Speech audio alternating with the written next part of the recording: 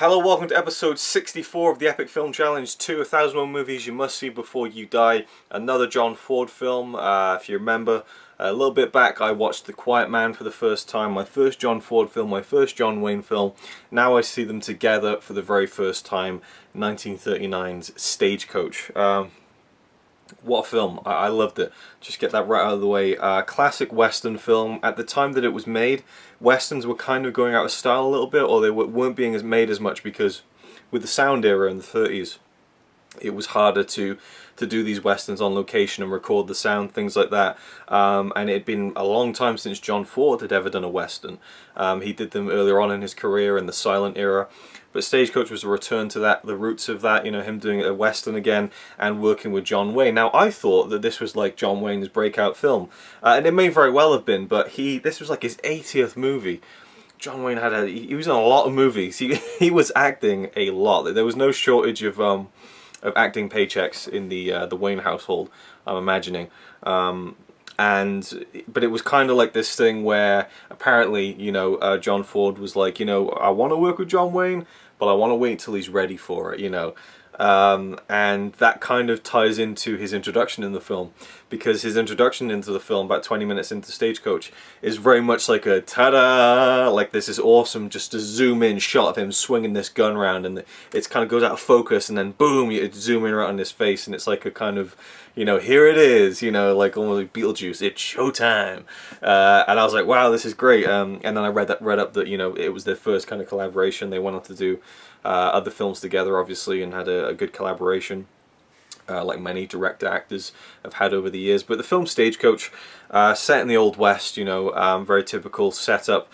The beginning of the film, a stagecoach rolls into town, and there's a couple of different passengers who are taking this stagecoach, you know, which is just a carriage being propelled forwards by, I think, 6 horses. And you know, there's different stops, it's going to take a few days, things like that. But there's these Apaches on the loose, there's particularly one called Geronimo, and so the journey might be a little bit treacherous, and so the passengers are told, you know, and it's very much, you know, it's like public transport, you know, before buses, before trains, you know, and they're like, right, if anyone wants to get off, but this is going to be a dangerous trip. And so there's lots of different characters, well, not lots of different characters, but there's a fair few, a couple of women. And I love the character. It's a character film. It's a real character film. You had this this drunken doctor who's been kind of run out of town because he's a disgrace. I think his name was Dr. Boone, and he's played by the amazing Thomas Mitchell. Like, this is a guy who had a hell of a career at this point in time, I think, because I've seen him in quite a few films just this year alone, from It's a Wonderful Life, Gone with the Wind, this film Stagecoach, Make Way for Tomorrow, and I think he's a wonderful actor, and he's brilliant in this.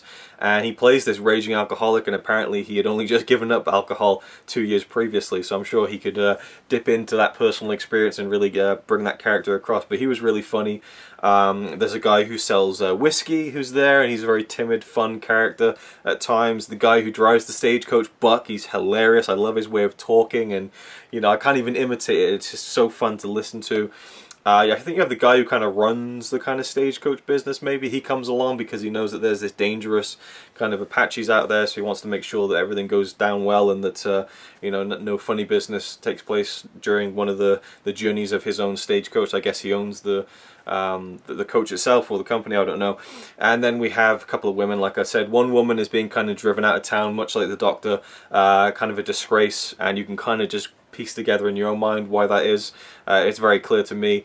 And another woman who's looking for her husband, who is a soldier, and she's very much you know, looking to get back to him, and she seems much more of a woman of class and stature. And so you have a contrasting kind of class thing going on between the two women. You know, they both, you know, they look the same, they're very pretty, they dress kind of the same, but they're completely different. You know, there'll be moments where after John Wayne kind of joins the film, and he ends up going along with the stagecoach, he doesn't really know about either of the women's history. So when the woman with the stature gets offered a drink of water, John Wayne's like, well, why don't you offer it to the other lady? You know, and everyone's like, her, you know, but they kind of go along with it. So I liked the way that class was brought into the film, and that kind of separated the characters and brought other characters together.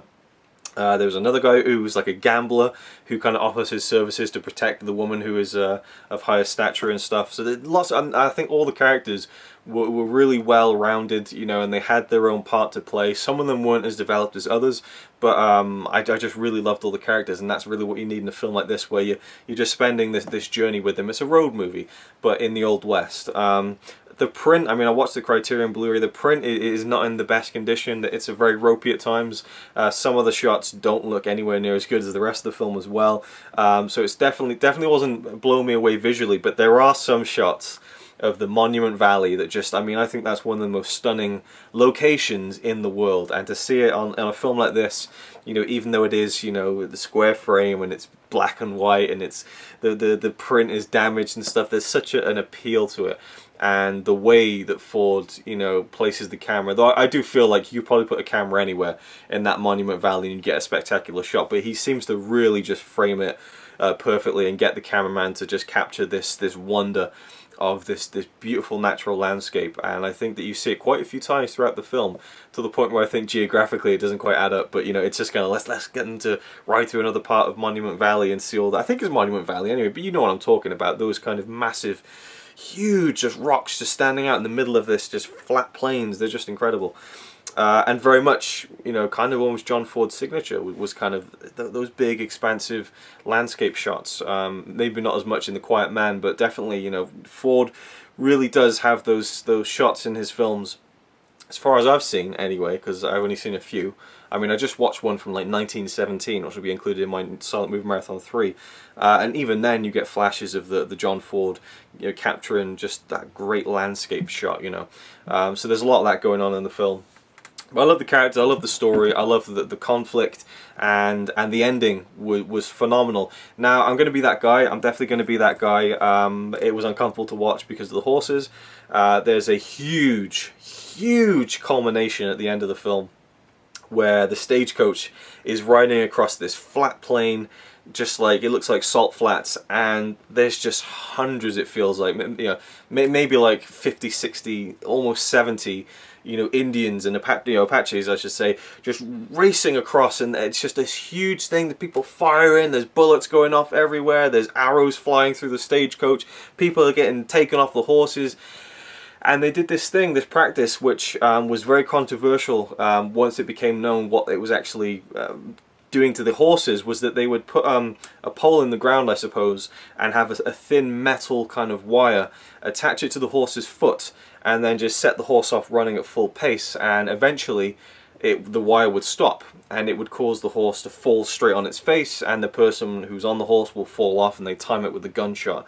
I don't think it was necessary. There were scenes where you'd see someone in the stagecoach, you know, is riding along, it's racing along, pulls the gun out, bang, and then you see one of the Indians fly off the horse, and it's just the person throwing himself off the horse onto the ground. That's fine.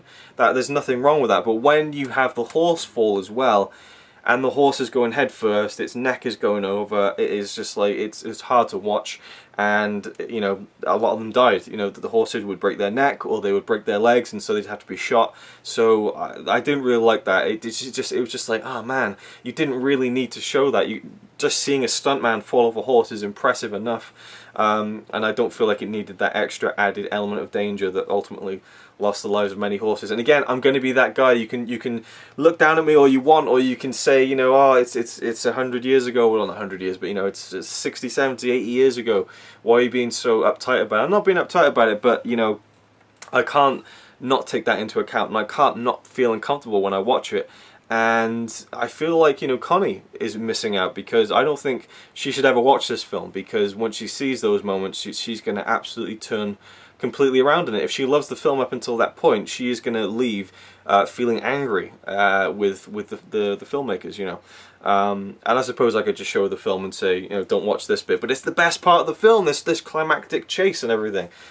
It is what it is, though. And then after that, there's like a more kind of intimate, you know, human-based, well, human-based, I mean, it's not a big race with horses and stuff. Obviously, it's human-based when they're racing across the plains as well, but I liked how that was kind of the big kind of this grand spectacle climax, and then we get to the destination, the final destination of the Stagecoach, his journey, and we get kind of a more kind of showdown-y kind of, you know, Pistols at Dawn kind of, perhaps, not quite, but, you know, along those lines. And I love John Wayne's kind of relationship with a certain character in the film. I love the two women's relationship in the film, how that developed across the course of the film. I thought that was very, very subtly done and very nicely done. I like the kind of arc of the Doctor as well, the alcoholic Doctor. And again, Thomas Mitchell was great. I spotted, I think, Tim Holt. I might have got the name wrong, but the guy who plays the young Amberson in The Magnificent Ambersons, he was in the film briefly. That was cool to see him. The cast was just great, and John Wayne was just brilliant. Such a magnetic presence, you know. He really just captures something on screen. You know, he just has that cool. You know, he has that cool effect that guys like Paul Newman had as well. Just when you see him on the screen, you want to watch, and whether that's just his reputation preceding him, and you feel like that. Either way, you know, I just think he's not an amazing actor, you know. He's not like, oh my god, the best performance I've ever seen in this film, or even The Quiet Man. But he is a great actor, and he has that cool effect, and he has that presence. And I suppose I should mention this before I forget it. You know, in later years, I was watching a film with him. I think Chisholm. Me and my mum watched it, and the opening shot is him just sitting on a horse on this hill, and she just went, "He looks fucking magnificent on horseback, doesn't he?" And I had to agree with her. You know, he fits into that Western genre. Like, it's just like a perfectly fitted glove. It's a match made in heaven. And as far as John Wayne in a John Ford film, again, just perfect. Is it the best one I've ever seen? No, but I thought it was an excellent film. I enjoyed it from start to finish. I loved all the little characters.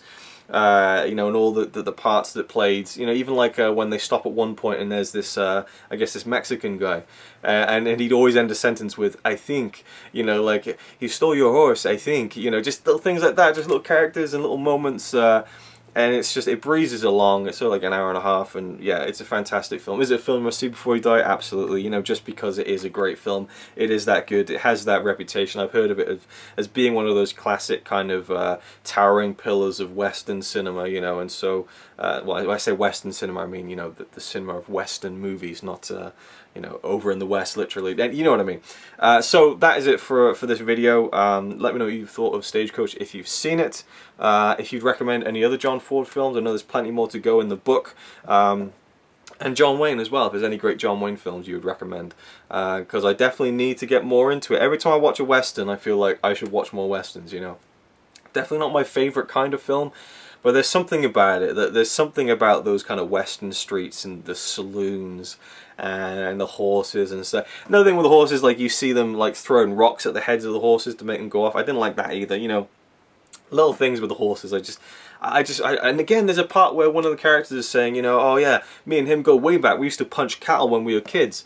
And I just think, like, oh my god, like, how, to me, you know, a horse or any animal really has got, you know, it's got, I guess, feelings and kind of can feel pain and all that, and it just bugs me when I see people kind of, you know, using that to their own gain without, you know, caring about the what that thing is feeling. You know, if it's just down to simple feeling pain, I just don't think it's fair. And again, it's a film, I know, but and I suppose if I'm saying I want to watch more Western films, I'm going to encounter that a lot more, especially back then in '39, where animal practices and all that kind of stuff, animal safety, you know, out the window. There was no such thing, as far as I'm aware.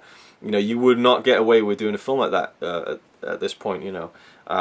Or maybe you would, you know. Sometimes you hear these stories about some films where, you know, animals get hurt and they try and sweep it under the rug. Anyway, that's a whole other thing. Man, thank you for watching. I hope you enjoyed. I certainly enjoyed Stagecoach, and I'll see you in the next video.